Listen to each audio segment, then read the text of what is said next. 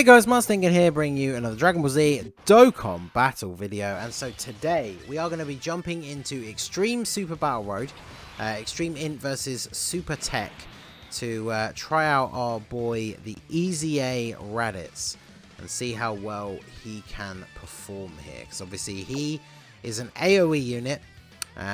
He gets a extra attack and defense buff, as well as nerfing super type enemies when there are multiple enemies.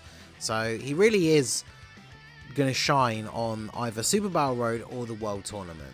It's the reason why I haven't done a showcase. Normally when I get one of these new units with their EZA, I take them into like one of the easier Infinite Dragon Ball histories, just to kind of show them off a little bit, see what attack stats they can get, all that sort of stuff. But he really is made for fighting multiple opponents.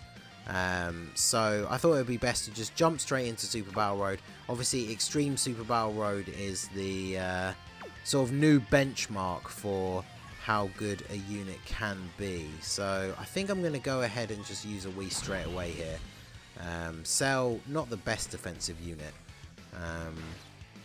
And we'll see how we get on. I want to get the Scout of Vegeta together with Raditz, because that's the other thing that is a little bit weird about Raditz for the Extreme INT team specifically, is the team is not obviously very Saiyan-centric. So he does have links that obviously extend beyond Saiyan units, but if we're looking for someone who is going to, activate as many of his links as possible and get the most potential out of him, then yeah, ideally we do want another Saiyan unit. And of course it does help that Scout of Vegeta is the Extreme INT 50% support unit, so of course he's going to be giving him a massive buff as well. So of course we take a super here.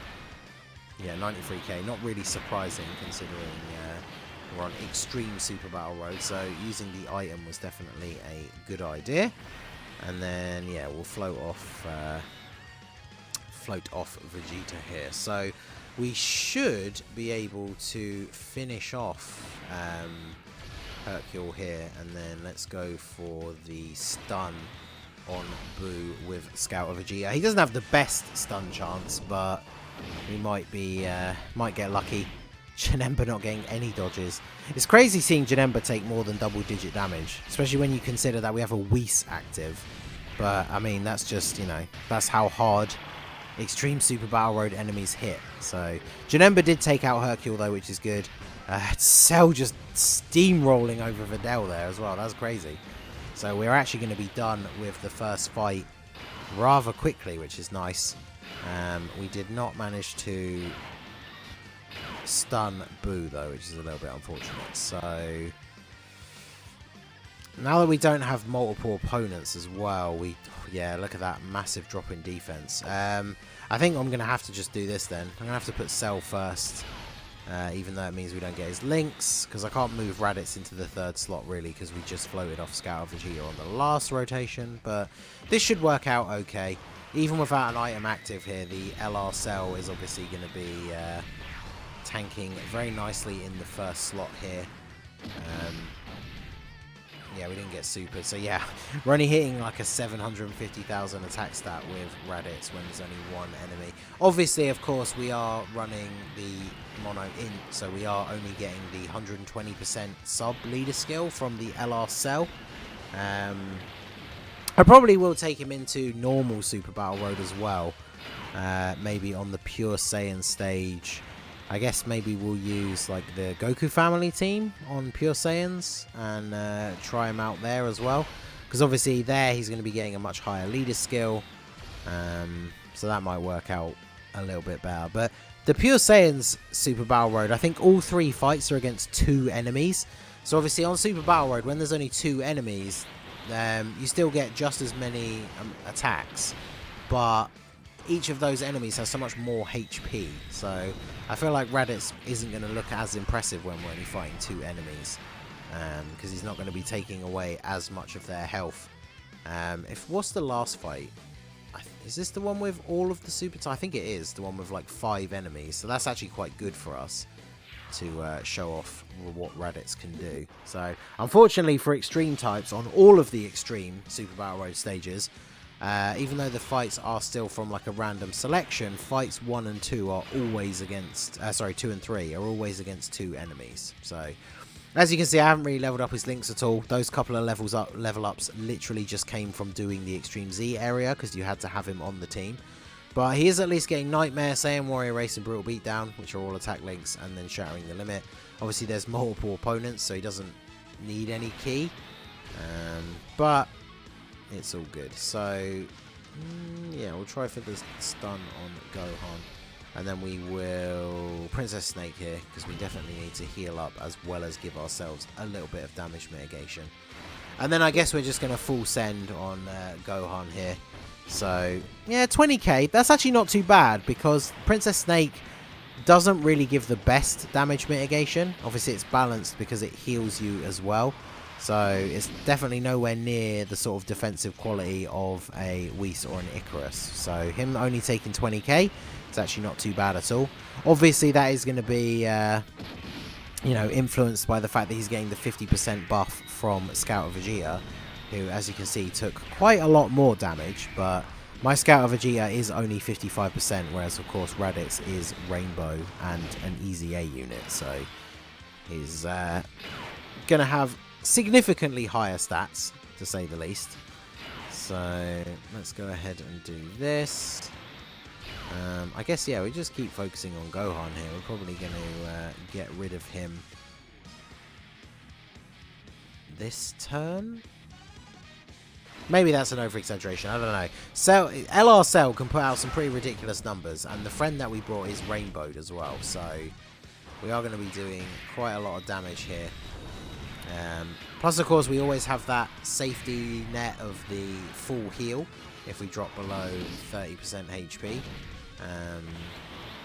Although now that I think about it, like, the Cell is taking the normal attacks reasonably well, but if we get supered at any point, we could be in trouble. Even Janemba will take quite a bit of damage from a super attack, but we get the dodge. So we did a lot of damage to Gohan in that one turn, actually. That's very good. So now we have the Metal Cooler on rotation, so we're getting even more of a buff now. So let's see, can Raditz actually finish off Gohan here? Because that's ideally what we really want to happen. And then we'll target you for the stun, just in case you don't take out Gohan. Hopefully then Metal Cooler will be able to finish the job here. So double support units, 1.67. That's actually pretty good considering we are only under double 120 leads. So, oh, we get the crit as well. 1.28. So yeah, that's Gohan dealt with. Very good. And then Vegeta can stun. Hey, there we go. So yeah, unfortunately for Videl, her days are numbered here because she's stunned, and we now have LR Cell stepping up to the plate. So yeah, goodbye. And we've actually done pretty well with the Dokkan gauge as well, because you always want to be trying to aim for the third fight unless you really can put it off till the fourth fight. Nothing worse on Extreme Super Battle Road than getting your Dokkan attack at the end of the second fight when you were super close to winning already anyway, because obviously that's so much potential damage wasted when that happens. So we can go ahead and move on to the next fight, and at least we're going in with full health, so we can just fire off a damage mitigation item here and then be all good to go. So let's see. Icarus is, like I said, a much better defensive item than the Whis, so I'm quite interested to see how much damage we take here on our boy Raditz. And then I guess we can, if we're going to focus on attacking Trunks, let's go for the stun on Vegeta, and then we'll go back to Trunks for Janemba. So, oh well, we get the free level 5 dodge. Okay, so 1.52 is his standard attack stat because Janemba's not a support unit. Again, obviously, it's being inflated by the fact that we have Scout Vegeta. But yeah, 19k on Extreme Super Battle Road, I'll take that. That's actually very good. So he is a free-to-play unit. Obviously, he is easy aid, but yeah, free-to-play unit taking just under 20k damage on Extreme Super Battle Road. Very, very good. So, Janemba, please dodge this. There we go. Not a bad first turn, if I do say so myself. And yeah, this turn is going to be pretty good here because we got Metal Cooler to provide some extra support. So we are going to do an absolute ton of damage here. In fact, we're going to get the Dokkan attack next turn, so I should try and spread out the damage a little bit. And we'll do that. We'll do this. The only thing, I guess, which is a little bit of a downside is Raditz is definitely not the ideal person to be getting the Dokkan attack with. Because he's an AoE unit in the first place, obviously his super attack is not the most damaging. It's still good that for a free-to-play unit that is AoEing and hitting everyone that he does supreme damage. And obviously has a reasonable attack stat as it is anyway. But yeah, he's not really suited for being the unit that you give the Dokkan attack to. Because he's not going to do crazy damage. And obviously he AoEs normally anyway. But then at the same time, what other option do I really have here? Because unless we break up the rotation and then Raditz is gone, I'd have to give it to Scout of Vegeta in slot 1, which I don't really want to do. Or put Cell in slot 1, but then we lose Scout of Vegeta off the rotation. So we're going to go ahead and do this. 50k with no item active. That's not too bad. So let's see. What can we do here? It would have been very nice if we had Metal Cooler in slot 3 to get that little bit of extra attack. But we should take out Trunks, I think. He's got 1.5 on the attack, but his health is quite low. And obviously the Dokkan attack, you do bonus damage, especially because we hit all the nodes. So I will never stop finding it hilarious that his super attack is just called Weekend. That's such a bad name for a super attack, but there you go. So we take out Trunks, and then Vegeta will be soon to follow, because 24 key super from LR Cell in slot 3. Yeah, that's going to be GG for the Prince here, I think. Yep. Not a surprise. So we can move on to fight number 4. And this run has actually gone very quickly as well. Considering Extreme Super Battle Road is always a little bit longer because it's 4 fights instead of 3. We're only at the 12-minute mark, so that is very good. In fact, shall I float off this Cell? He's definitely worse than Janemba. Yeah, I think I should. Alright, so let's do... Although, yeah, of course, Janemba can't... Oh, wait, there we go. I was going to say Janemba can't get a super attack. He still couldn't get a super attack, because I can't count, apparently. So we'll do this. And then let's do this. Trying to connect up some of these orbs so that we can give Scout of Vegeta a good amount of orbs next turn. Because obviously, Raditz is just auto-supering when there's multiple enemies because he gives himself 6 key. So we don't need to worry about orb placement for him. But obviously, the Scout of Vegeta, like all of the 50% support units, has that nuking style passive for both attack and defense. So we do want to make sure we're getting a lot of orbs with him. And goddamn, that was almost 5 million attack stat from Cell. So Trunks is absolutely just one shot. Yep. Double digit damage. That's what we like to see. And then the INT Perfect Cell. Not a bad attack stat from him. Do a little bit of chip damage to Goku. Okay, so we got Metal Cooler. That's what we like to see.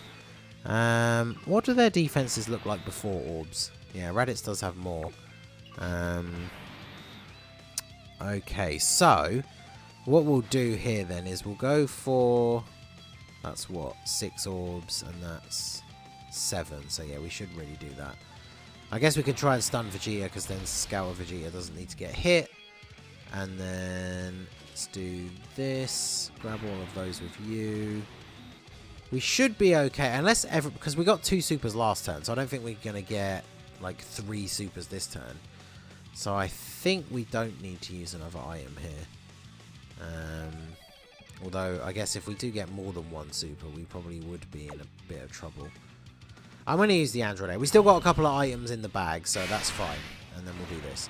So now that there's 5 enemies, well, there's only 4 left, but in the fights where you have 5 enemies, they all do have considerably less HP. So let's see what Raditz can do here. We get the 1.67 thanks to Metal Cooler. Oh yeah, that's some very decent damage to Goten. I think Goten has the least health out of everybody that's left, but looking at everybody's health, considering Goten and Gohan had not taken any damage up until this point, that is actually pretty solid. So we're definitely going to get rid of Goten. In fact, actually no, I was going to say we could get rid of Goten this turn, but we don't have to, because we can... I feel like, yeah, Raditz's next super attack definitely takes out Goten. So what we can do is do a nice big bit of damage to Gohan. Then do... Unfortunately, not really any damage with Janemba because we can't get a super attack. But then we'll do a nice big bit of damage to Goku as well. Because then my plan, although unfortunately I don't think Vegeta's going to have lost enough health, but Raditz could potentially take everyone out with the AoE on this next turn. Although I guess he's not going to have the extra support from Metal Cooler. But we will see. Of course, Cell just takes out Gohan. No additional super from Janemba, unfortunately. Dodge this? No? Okay. But we're going to do some very significant damage to Goku here with Cell. Probably won't take him out. Never mind, we get the crit. Well, there you go. At least we still actually have multiple enemies left, because then that means we're still getting the bonus for Raditz. So yeah, he's absolutely going to take out Goten here. We'll go ahead and do this. Just for safety's sake, I'm going to go ahead and use a super. Vegeta's been stunned for a couple of turns, so it would be very typical Super Battle Road for him to just super attack in slot 1 here. Although he didn't, so we got lucky. So Raditz should take out Goten, and then unfortunately Vegeta will probably survive. Should be on quite low health though.